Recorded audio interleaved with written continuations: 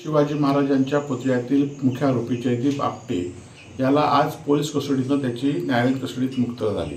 खरं तर गेल्या 9 दिवसापूर्वी जयदीप आपटेला पोलिसांच्या आणि सरकारच्या संगमताने या ठिकाणी अटक झाली होती आणि ही अटक एकमेकांची संगमत असल्याने ही अटक होती। परंतु गेल्या 9 दिवसांमध्ये पोलिसांनी जयदीप आपटेकडून कुठली माहिती गोळा करू शकले नाही। हे खरं तर पोलीस खात्याचं अपयश म्हणण्यापेक्षा पोलीस खात्याचं संगमत आहे।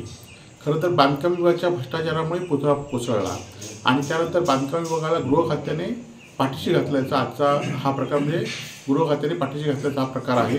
त्याचबरोबर जयदीप आपटेला खरं तर हे टेंडर कोणी दिलं, या टेंडरमध्ये जयदीप आपटेची कोणाशी ओळख होती, जयदीप आपटेला हिचे पैसे कसे मिळाले, त्यांनी पैसे कसे डिस्ट्रीब्यूट केले, ह्याचा कुठलाही तपास पोलिसांनी केला नाही आणि त्यामुळे आमच्यासारख्या शिवप्रेमींनी खरं तर ही छत्रपतीचा अपमान आहे। पुतळा पडल्यानंतर हा एक अपमान झाला आणि दुसरा, पोलिसांनी कुठलाही तपास न करता जयदीप आपटेसारख्या आरोपीला पोलिसांनी संगमताने सोडून दिल्यासारखा प्रकार आहे। त्यामुळे त्याचा आम्ही तीव्र असा निषेध करतो।